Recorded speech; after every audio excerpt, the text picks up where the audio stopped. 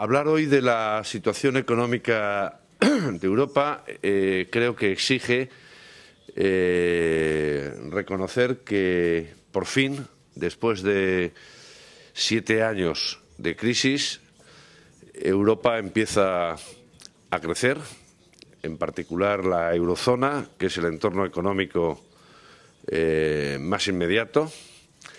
Ha abandonado oficialmente la recesión y está creciendo básicamente de la mano de tres fuerzas propulsoras. En primer lugar, de la actuación tardía, pero acertada, del Banco Central Europeo. Tardía porque la decisión que adoptó, que concretó el pasado 9 de marzo, sus colegas, la Reserva Federal o el Banco de Inglaterra, la habían adoptado hace 5 años. La decisión tiene que ver con el anuncio que hizo el 26 de julio del 2012, cuando la ruptura de la eurozona no era ya una hipótesis, sino que era un escenario relativamente próximo. Como saben, la decisión adoptada consiste básicamente en inyectar liquidez para la compra de deuda pública y eventualmente de algunos títulos de deuda privada a razón de 60.000 millones de euros todos los meses. Esto ha disuadido finalmente a todos los mercados de bonos de actuar contra los títulos europeos, y al mismo tiempo ha reducido el coste del dinero hasta niveles que disuaden a los propios bancos de mantener ociosas posiciones de liquidez excedentes. El segundo factor que está propulsando la recuperación en Europa, en la eurozona desde luego, es una marcada depreciación en el tipo de cambio del euro frente a la práctica generalidad de las divisas importantes, en particular frente al dólar.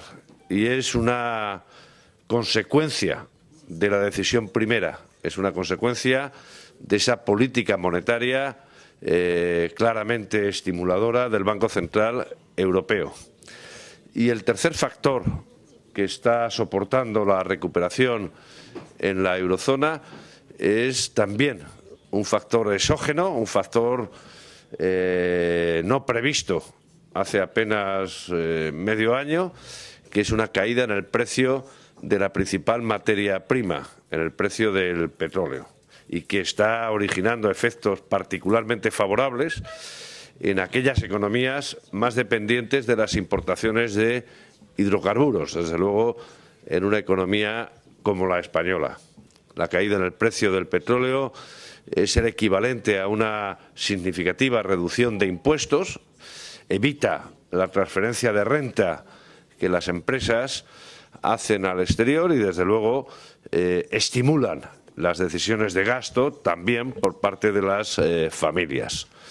Como ven, los tres elementos son tres elementos muy de carácter, yo diría, externo a las políticas estrictamente presupuestarias, porque han sido las políticas presupuestarias las que en mayor medida han dañado el proceso de recuperación de Europa. Fíjense en la paradoja. Esta crisis que emerge en el verano, en julio del 2007, no era una crisis europea. Esta era una crisis como había un anuncio publicitario de marcas de tabaco hace años en España que hablaba de una marca, de unos cigarrillos que decían genuinamente americanos. Esta era una crisis estadounidense. Es la primera crisis moderna que emerge, que tiene su epicentro en el sistema financiero, en un segmento del sistema financiero de los Estados Unidos, en un segmento del mercado hipotecario. Pero desde luego, desde los 80, las crisis financieras dejaron de ser locales e inmediatamente contagió fundamentalmente a aquellas economías que compartían con la de los Estados Unidos algunos elementos, como por ejemplo un exceso de endeudamiento privado, como por ejemplo un exceso de particularización de la inversión en un sector como era la construcción residencial y la promoción inmobiliaria. La diferencia entre Estados Unidos y Europa es que las autoridades de Estados Unidos reaccionaron relativamente rápido. Fíjense, si hoy un observador externo, hiciera una valoración de daños de esta crisis en la economía de los Estados Unidos y en la economía de la eurozona, se llevaría la impresión de que el causante de esta crisis ha sido la eurozona, porque la economía de los Estados Unidos está creciendo por encima del 3%. Y según nos dijo ayer el Fondo Monetario Internacional, va a crecer también algo por encima del 3% el año que viene. La tasa de desempleo es en Estados Unidos del 5,5%. En la eurozona es del 11,5%. En Estados Unidos están todavía muy preocupados con una tasa del 5,5% de desempleo porque consideran que hay un componente estructural relativamente importante y por eso las autoridades no solo están pendientes de cómo evolucione la tasa de desempleo, sino cómo evolucionen los salarios para retirar de forma definitiva o no parte de los estímulos monetarios que adoptaron al inicio de la crisis. La señora Yellen, la presidenta de la Reserva Federal, nos ha dicho, bueno, ya veremos si las cosas siguen yendo bien, quizá en el verano de este año empezaremos a subir los tipos de interés, pero no hay ninguna prisa. En Europa hemos tardado, como decía al principio, 5 años y pico en adoptar decisiones consecuentes con la excepcionalidad del cuadro económico. Y afortunadamente tendremos los estímulos cuantitativos adoptados el pasado día 9 de marzo, al menos hasta septiembre del 2016. Ayer lo confirmaba el presidente del Banco Central Europeo, porque, entre otras cosas, en Europa ha emergido un problema que no lo ha hecho en Estados Unidos.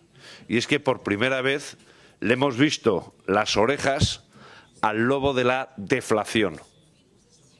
En la historia económica de España, por ejemplo, no es posible encontrar 9 meses consecutivos de tasa de variación negativa en los precios al consumo. No hace falta decirles qué ocurre cuando la deflación hace acto de presencia en una economía.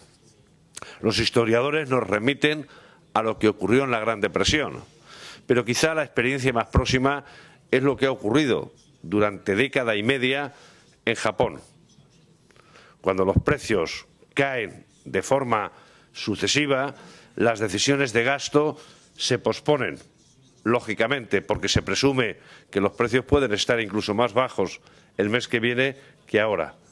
Pero quizá el efecto más dañino de una tasa consecutiva de variación negativa en los precios es que actúa elevando el valor real de las deudas. Y en la eurozona estamos altamente endeudados, en particular en las economías periféricas. Tenemos un volumen de deuda privada ciertamente elevado, también de deuda pública.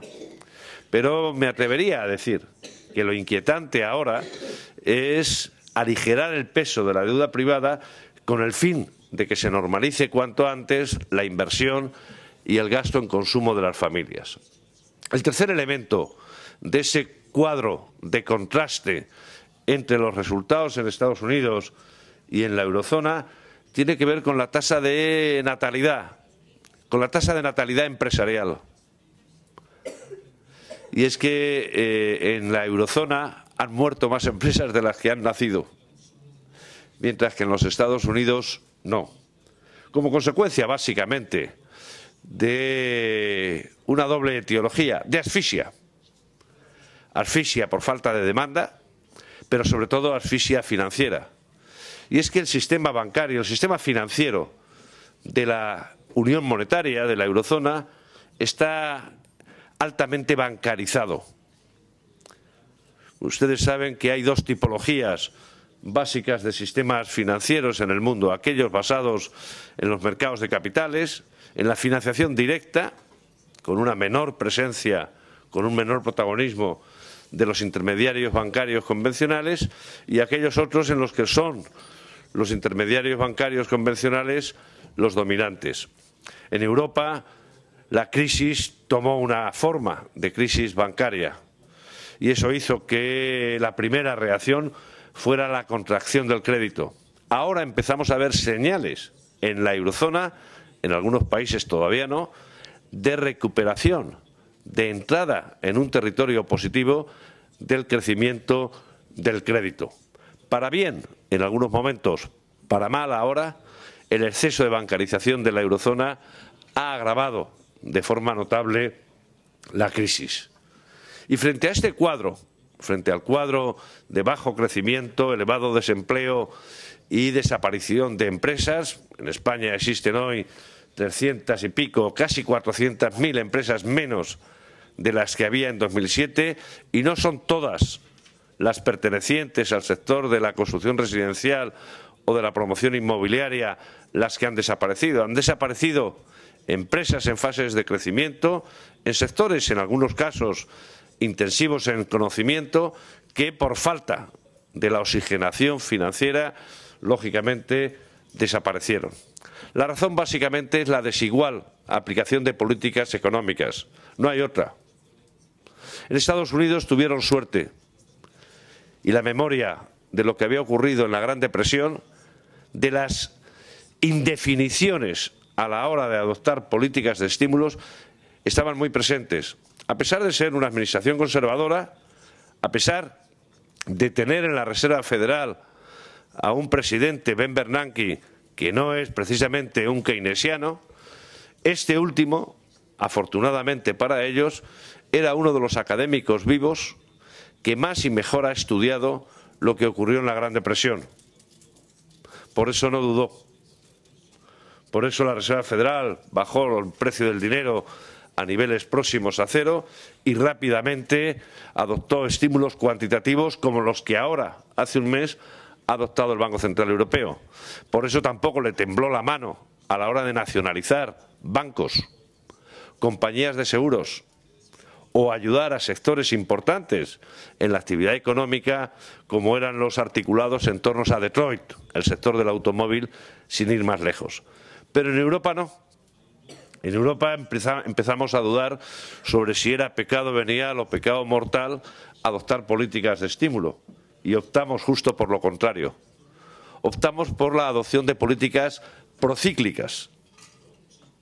Optamos por tratar de convencer a los mercados de bonos de los propósitos de enmienda que deberían hacer algunas economías en la corrección de los déficits, de los desequilibrios en sus finanzas públicas.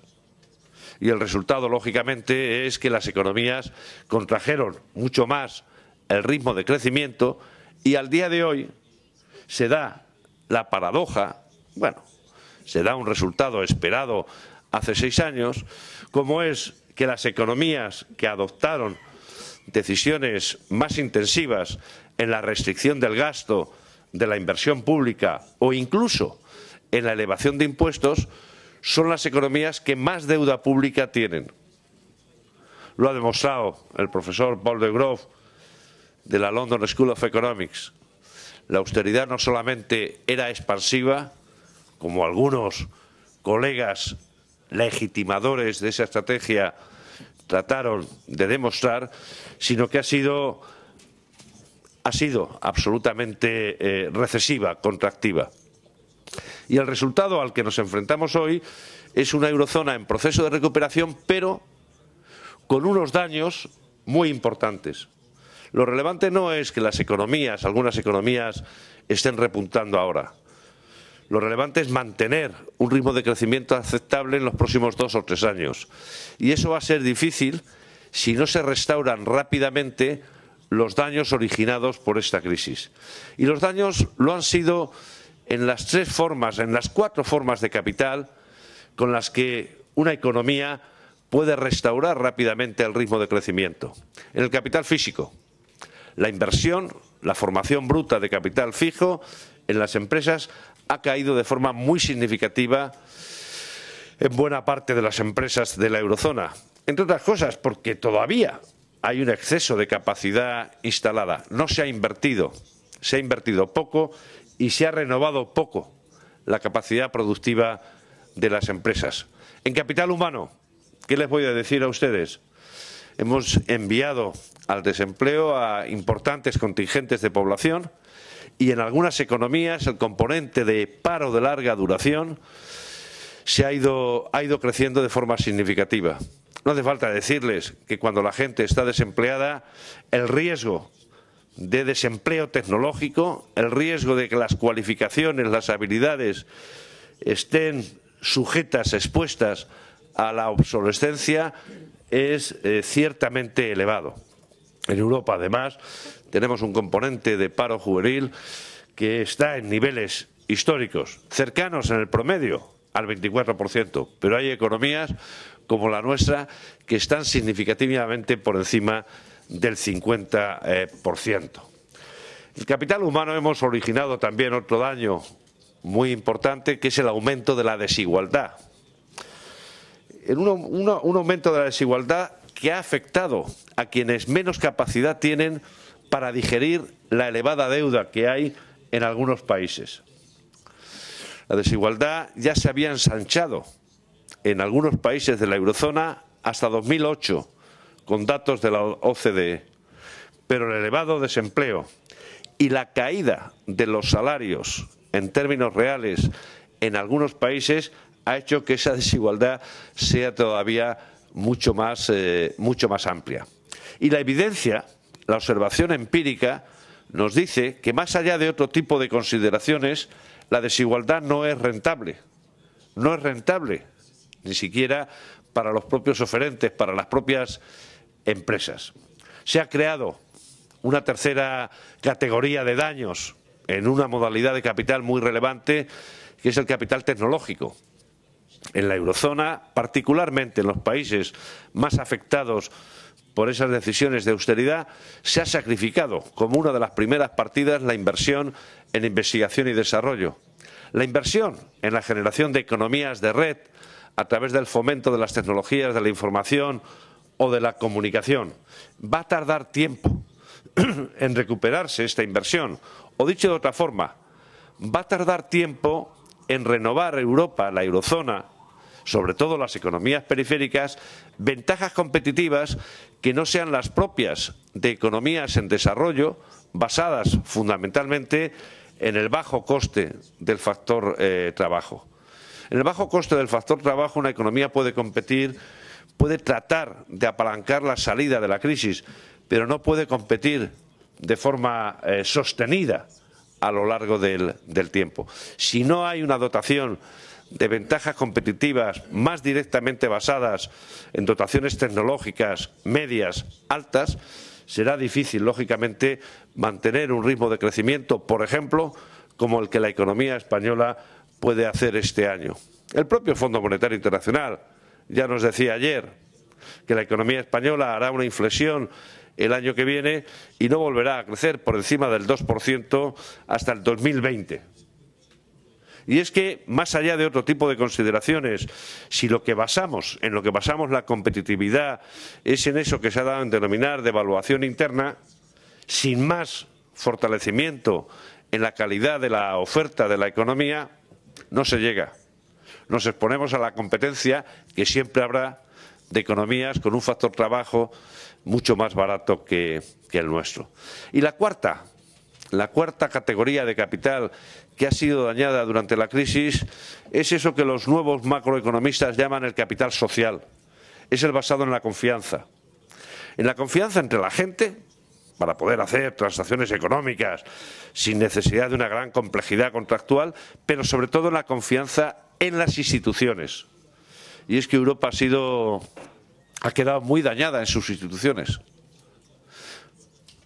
Hemos pasado de ser, en algunas economías, absolutamente proeuropeos, a empezar a contemplar con un punto de desconfianza algunas instituciones europeas, como si de la mano de ellas vinieran recetarios que han propiciado esas consecuencias en términos de daños económicos, de daños sociales, de daños, en definitiva, en términos de desafección.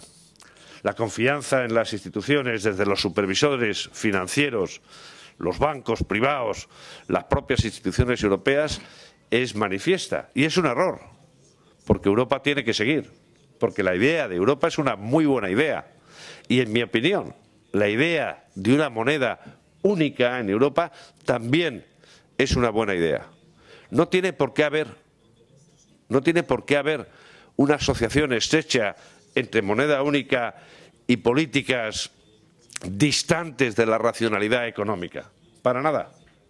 Perfectamente puede haber una moneda única como la hay en Estados Unidos y practicar políticas que sean las aconsejables en el momento concreto que viven las economías. ¿Qué hacer a partir de aquí? Para ir concluyendo.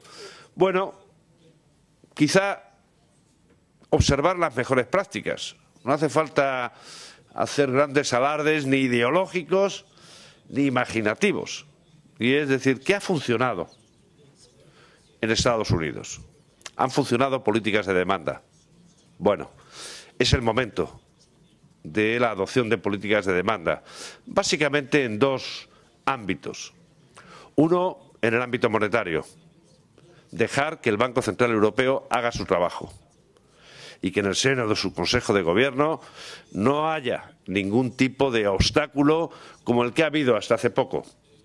O incluso que no empiecen ahora a surgir voces de algunos halcones diciendo igual no hay que esperar a septiembre del 16 para retirar el ponche de la fiesta. Igual hay que retirarlo antes. Sería un error. En función, sobre todo, insisto, de la tardanza en adoptar esas decisiones y, sobre todo, del daño originado en las 4 formas de capital que hemos comentado. 2. Políticas presupuestarias. En la eurozona coexisten economías que tienen un superávit público, alguna economía incluso como la alemana, que tiene una tasa de paro hoy inferior a la que tenía al principio de la crisis. Bien, lo que hay que hacer es reducir desequilibrios intraeuropeos y aquellos que tienen una posición fiscal superavitaria, intensificar decisiones de inversión pública, claramente. 3. Hay que atenuar las exigencias de cumplimiento estricto del déficit. No quiero decir que en el seno de una unión monetaria no haya que cumplir unas reglas de finanzas públicas. Hay que cumplirlas, las reglas que nos demos, pero hay que cumplirlas a lo largo del ciclo.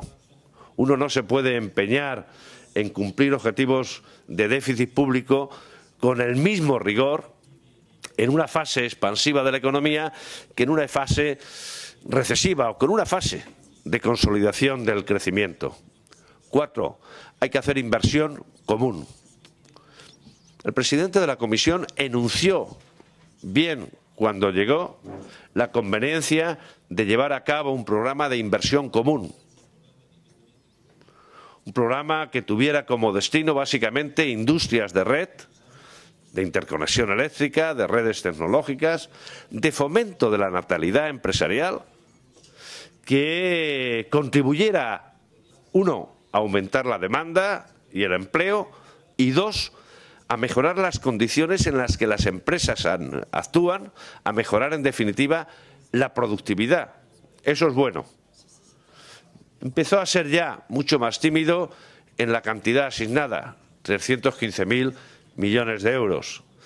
Es poco, pero desde luego cometió un error a la hora de ver cómo se financiaban esos 315.000 millones de euros y creer que sería el capital no público, los fondos externos o algunos fondos soberanos los que deberían contribuir con la absoluta mayoría de esos 315.000 millones. Solo comprometió entre el Banco Europeo de Inversiones y la propia Comisión 21.000 de esos 315.000 millones. Uno no entiende por qué ese racionamiento financiero en un momento en el que los tipos de interés están históricamente bajos. Los hacendistas clásicos decían, recomendaban a los gobiernos y a los particulares, no se endeuden ustedes para irse de juerga, nunca se endeuden para gasto corriente, siempre para inversión. Y decían algo más, pero procuren que la rentabilidad esperada de las inversiones sea superior al coste del capital. El BEI, los gobiernos nacionales, la mayoría, probablemente con la excepción de Grecia, nunca van a ver un tipo de interés de la deuda pública tan bajo como ahora mismo. Nunca van a ver la posibilidad de verificar esa regla de oro de las finanzas de forma tan fácil. Claro que debería el Banco Europeo de Inversiones captar dinero en los mercados de deuda sin temor a perder esa calificación crediticia de AAA que parece tener. Pero claro que también deberían algunos gobiernos nutrir, y la propia Comisión Europea, nutrir ese fondo en mayor medida.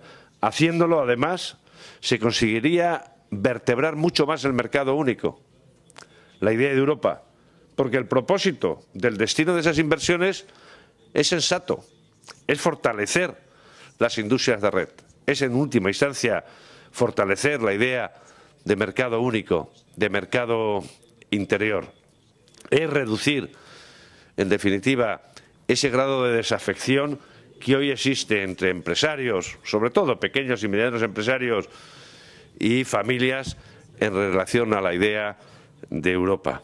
Poco más.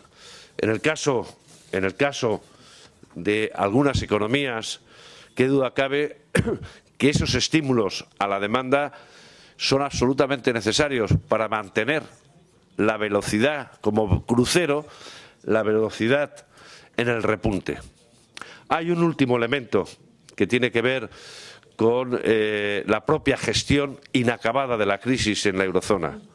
La propia eurozona, insisto, está creciendo con factores que no están todos en su mano, o en algún caso son temporales.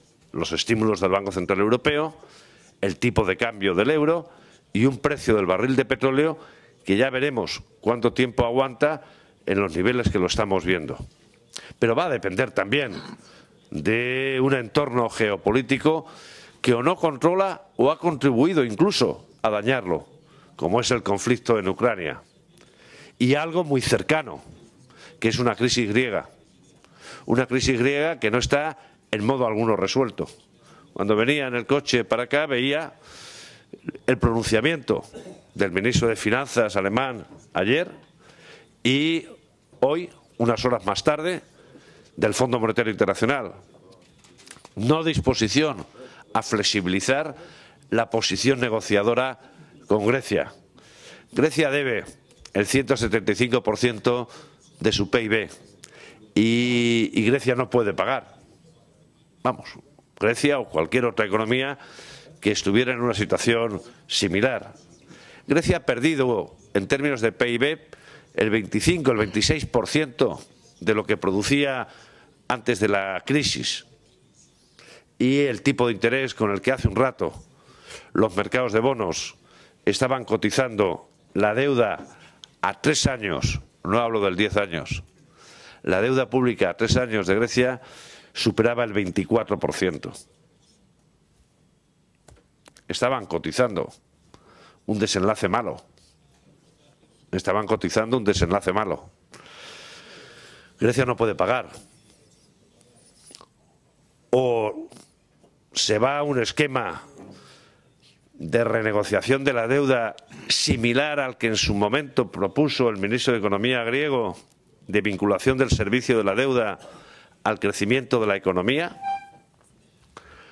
o se tiene que admitir un desenlace de impago, de default. Y me da igual que en un escenario, el primero o el segundo, siga o salga del euro. No hace falta decirles que si finalmente la eurozona antes de refinanciar o de ayudar a solventar estos problemas de la deuda griega, impone condiciones excesivamente rigurosas, el desenlace podría ser la salida del euro. Y la salida del euro tiene una secuencia clara. Uno, la recuperación de la moneda propia, pero no al tipo de cambio con el que entró en el euro, sino al menos con una devaluación significativa. Si yo estuviera en el gobierno griego, no menor al 50 o al 60%, y a partir de ahí, aun cuando hubiera voluntad de pagar la deuda, el reconocimiento de que la deuda en euros no se puede pagar. No sería bueno para Europa. Ya no tanto, fíjense, por el impacto que esta especie de convulsión tuviera en la escena financiera, en la escena económica, sobre todo en la escena financiera de la eurozona. Es verdad, cuando las autoridades comunitarias, incluso alemanas, dicen si ahora Grecia sale del euro, el impacto estaría mucho más amortiguado que entonces, que en el 2011, 2012, primero porque la banca de la eurozona está mayoritariamente saneada, segundo porque hay una unión bancaria ya funcionando que tiene un procedimiento de resolución de crisis que puede evitar cometer los errores, las dudas, por ejemplo, que tuvieron durante la crisis en Chipre. Tercero, no menos importante, porque la eurozona está creciendo. Pero el impacto político sería ciertamente importante. El impacto político doble, en mi opinión. Uno, frente a los propios mercados. Un precedente. ¿No decían que no había manual de instrucciones para salir de la eurozona? Si hoy le ha tocado a Grecia, ¿por qué no le va a tocar mañana a cualquier otro país que con un stock de deuda relativamente elevado tenga problemas más o menos circunstanciales? Y desde luego el impacto en términos de desafección, en términos de desconfianza, en términos en última instancia de respaldo político a esa idea de Europa.